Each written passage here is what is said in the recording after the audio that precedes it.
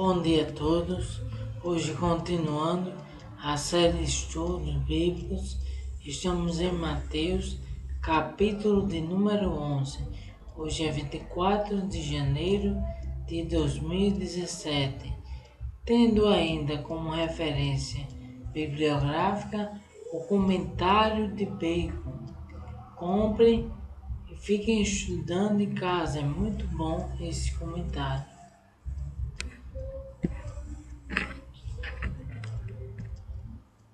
Vamos começar lendo Mateus capítulo 11 a partir do versículo 1.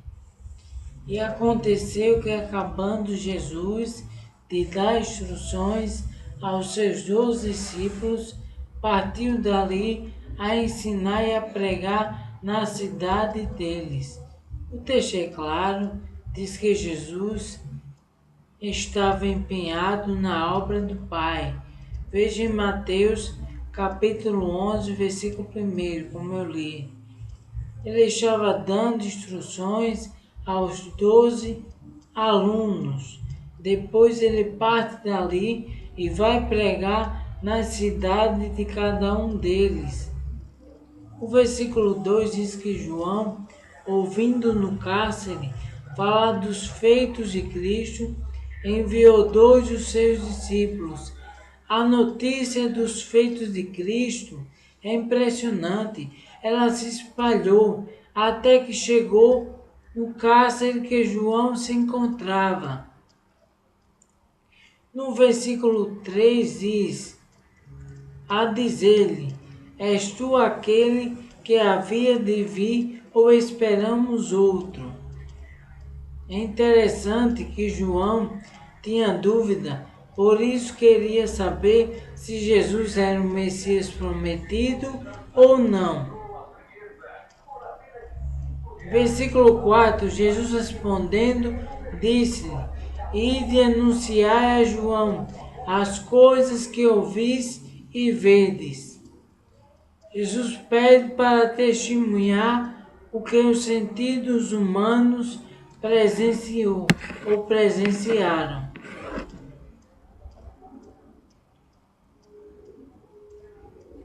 Os sentidos humanos presenciou. Os cegos veem, os coxos andam, os leprosos são limpos e os surdos ouvem. Os mortos são ressuscitados e aos pobres é anunciado o Evangelho. Com tanta coisa que era realizada por Jesus e pelo seu amor ao proclamar o Evangelho, não restava dúvida que era o Messias prometido. Bem-aventurado é aquele que não se escandalizar em mim. Está em Mateus capítulo 11, versículo 6. E o versículo 7 diz, e partindo eles, começou a Jesus dizer às turbas a respeito de João, que foste ver no deserto, uma cana agitada pelo vento? Versículo 8, sim que foste ver, um homem ricamente vestido, os que trajam ricamente estão na casa dos reis. Versículo 9, então que foste ver, um profeta? Sim, vos digo eu, e muito mais que um profeta. Porque é este de quem está escrito, eis que diante da tua face envio o meu anjo, que preparará diante de ti o teu caminho. João era bem visto aos olhos de Jesus, era visto como homem enviado, como um mensageiro. O versículo 11 diz, em verdade vos digo, que entre os que de mulher têm nascido, não aparece alguém maior do que João o Batista, mas aquele que é o menor no reino dos céus é o maior do que ele. E desde os dias de João Batista até agora se faz violência ao reino dos céus, e pela força se apoderam dele, porque todos os profetas e a lei profetizaram até João, conforme está no versículo 13. Depois do tempo da lei, queridos, veio o tempo da graça por Cristo, e os profetas foram somente até João segundo a Bíblia. Hoje o que tem é o dom de profecia. O apóstolo Paulo também escreveu aos Coríntios esclarecendo isso. Ele disse: buscai os melhores dons, principalmente o de profetizar. Entendo que hoje não tem profeta, mas a Bíblia é clara quando mostra que há um dom profético, que é o dom de profecia. Versículo 14 diz: e se quereis dar crédito, é este o Elias que havia de vir. Quando o texto diz o Elias que haveria de vir, que era profetizado, referia-se a João que agiria como Elias, sem ao menos o conhecer. Deus, ao contemplar o coração de João e sabendo o futuro, viu que haveria semelhança, por isso inspirou os profetas para dizer tais palavras. Em Lucas capítulo 1, versículo 17, o doutor Lucas escreveu: e irá diante dele no espírito e virtude de Elias, para converter os corações dos pais aos filhos, e os rebeldes à prudência dos justos, com o fim de preparar ao Senhor um povo bem disposto. O que a Bíblia afirma nesse texto é que as qualidades encontradas em Elias no Antigo Concerto poderiam ser encontradas em João, que foi um profeta no Novo Concerto. Antigo Concerto, Antigo Testamento. Novo Concerto, Novo Testamento. O texto no versículo 15 diz: quem tem ouvidos para ouvir, ouça.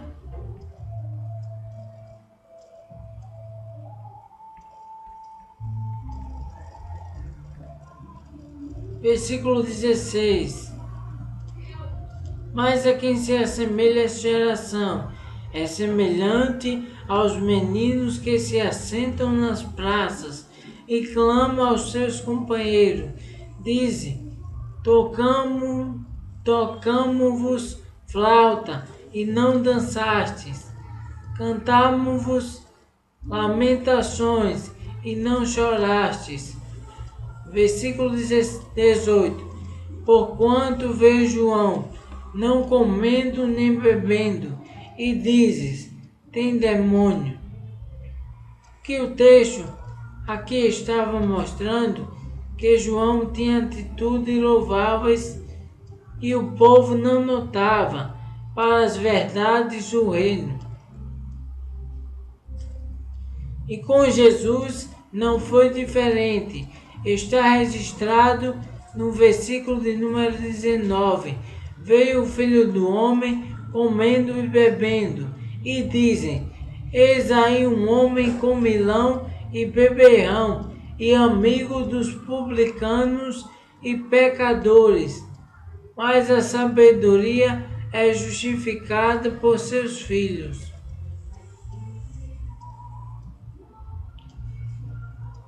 O povo ia de encontro ao servo de Cristo, a João. Imagine a Cristo.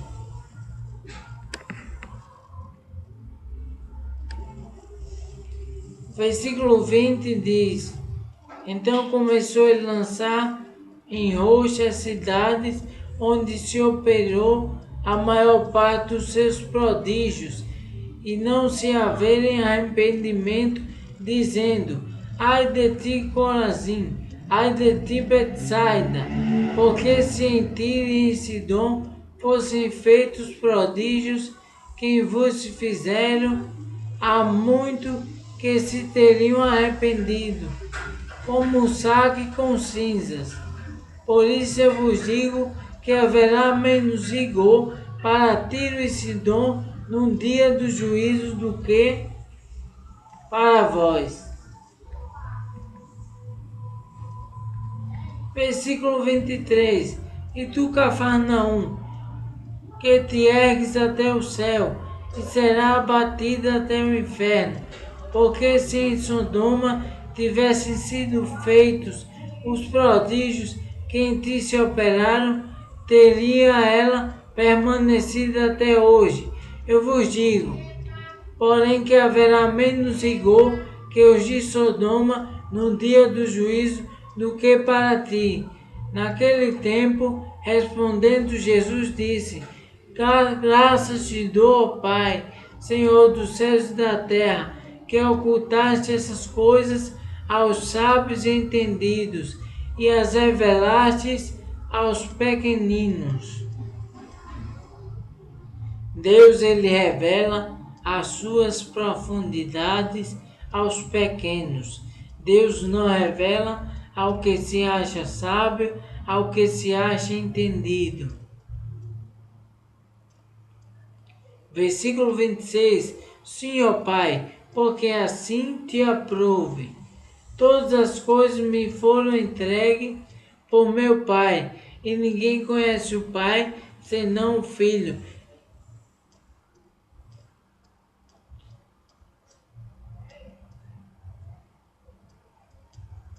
E ninguém conhece o Filho senão o Pai, e ninguém conhece o Pai senão o Filho, e aquele a quem o Filho quiser revelar. Aqui trata da unidade que tem em Deus. A unidade existente entre Deus Pai e Deus Filho é apresentada aqui, queridos. O versículo 28 diz: vinde a mim, todos que estáis cansados e oprimidos, e eu vos aliviarei. Versículo 29. Tomai sobre vós o meu jugo e aprendei de mim, que sou manso e humilde de coração, e encontrareis descanso para as vossas almas. O fato que o homem leva com Jesus é comparado ao peso de uma pena. A calmaria em situações turbulentas devemos ter, e também não esquecer que na frente da honra vai a humildade. Não sejamos humildes em palavras, mas que as nossas atitudes falem mais do que palavras. No último versículo diz: porque o meu jugo é suave e o meu fardo é leve. Já explicamos.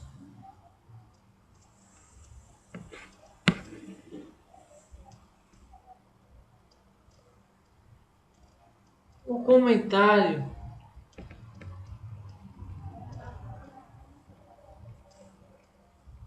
que adotamos para essa explicação foi o comentário bíblico de Bacon.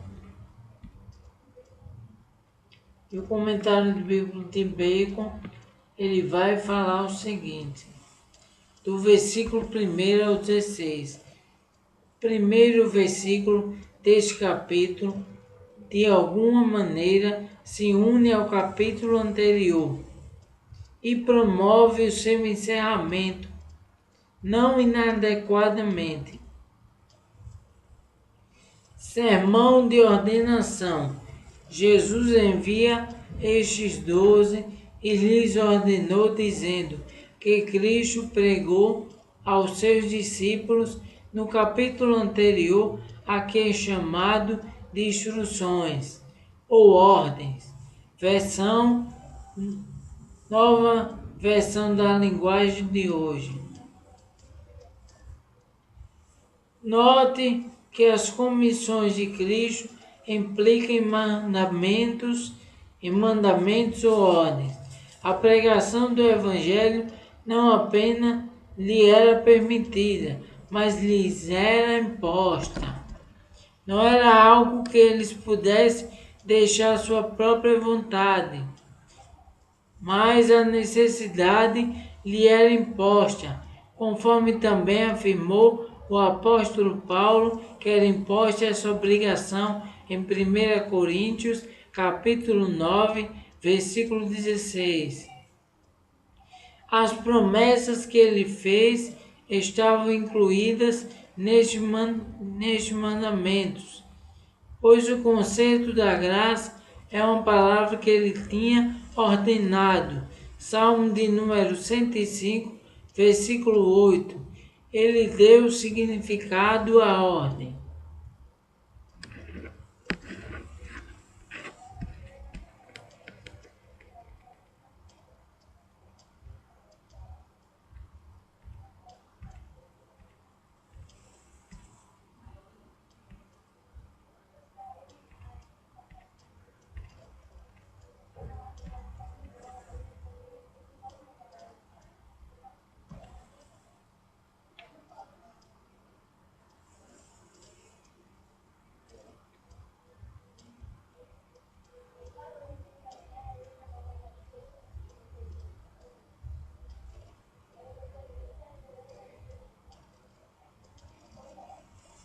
Agora vemos que João, na prisão, ouviu falar dos feitos de Cristo.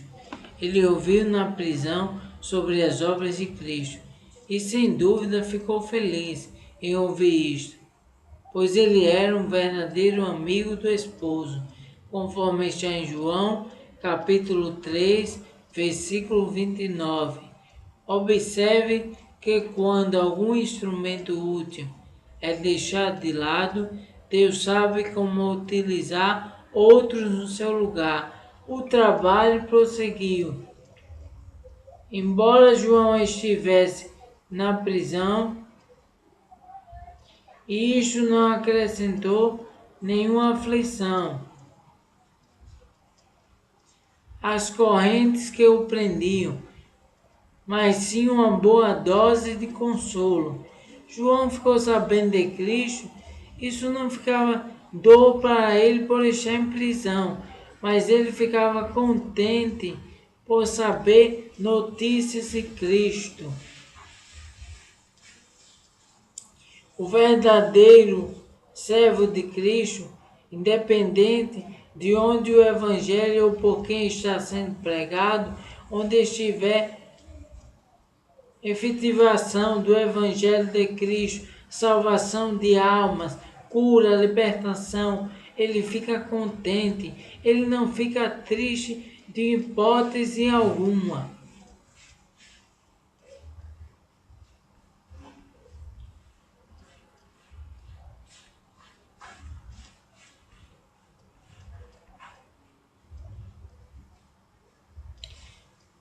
Quando alguém sente em prisão alegria, ele está transformando a prisão em um belo palácio.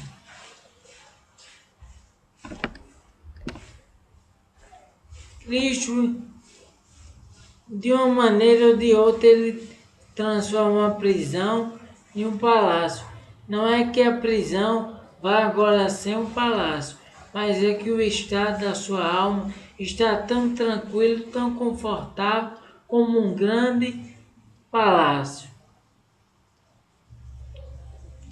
Cristo irá transmitir as notícias do seu amor àqueles que estão com problemas de consciência.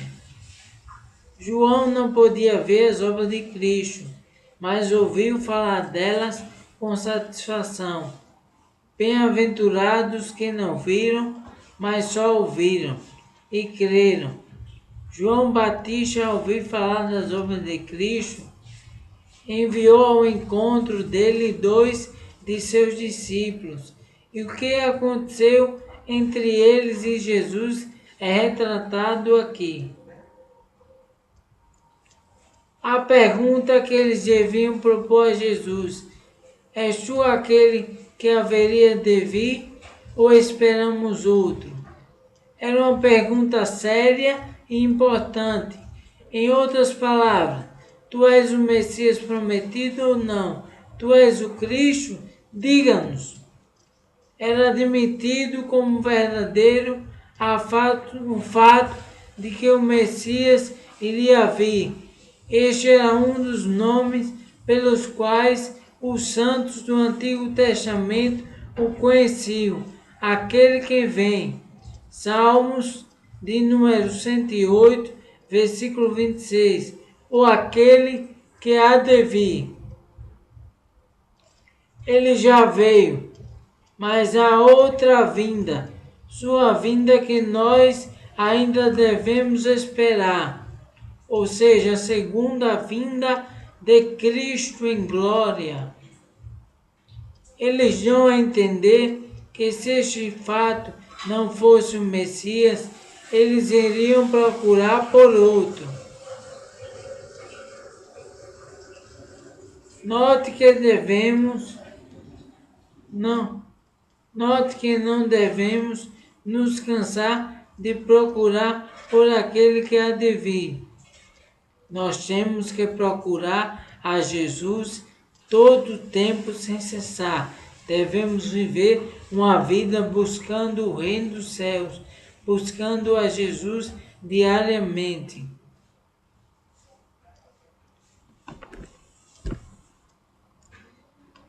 Embora pareça que Jesus tarde, que está demorando, espere por Jesus.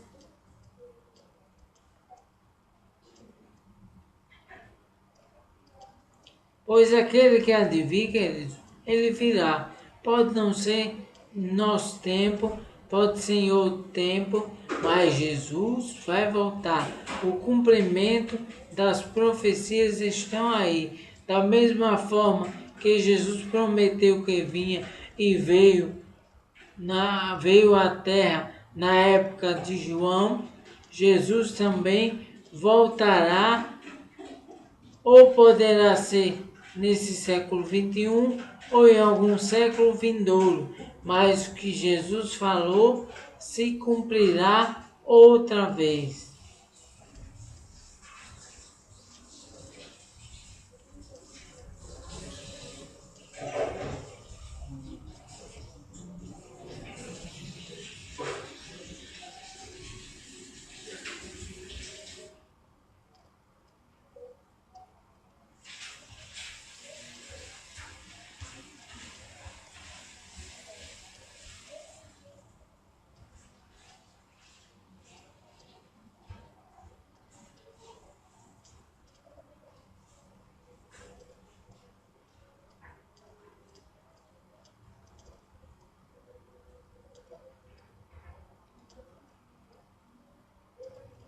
Capítulo 10, versículo 1 ao 8, iremos ver que Jesus partiu para ensinar e pregar nas cidades, às quais ele enviou os 12 discípulos antes dele, para realizar milagres e assim aumentar as expectativas do povo e abrir caminho para o que recebessem.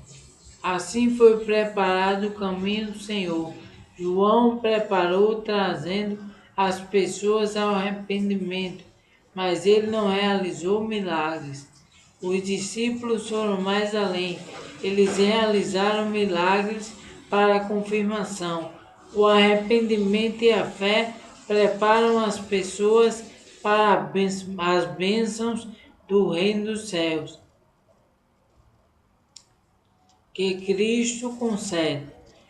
Observe que quando Cristo lhe deu poder de realizar milagres, ele se ocupou de ensinar e pregar, como se essa fosse a opção mais honrosa.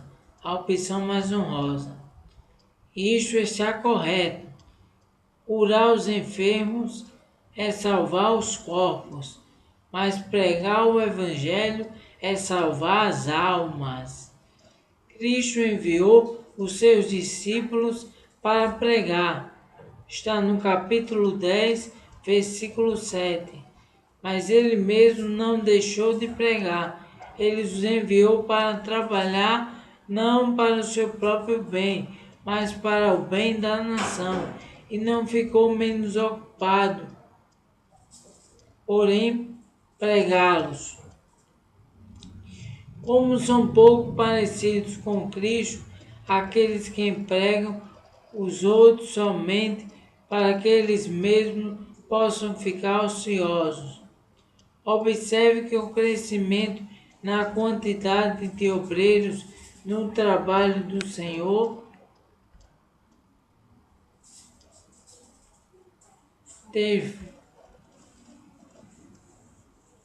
deveria não representar uma desculpa para nossa negligência, mas sim um incentivo para nossa prudência. Quanto mais ocupamos os outros, estão mais ocupados nós deveríamos estar. Isto ainda seria insuficiente. Então, quando se coloca alguém para trabalhar como obreiro na casa do Senhor, o pastor que está sob a liderança desse obreiro, aí é que tem que olhar como olhar espiritual, que assim, aí é que se deve estar mais atento para toda a obra, para os obreiros e para toda a igreja. Então, da mesma forma, Cristo tinha que observar todas as nações e observar o que os seus discípulos estavam fazendo com as nações que estavam precisando da proclamação do Evangelho.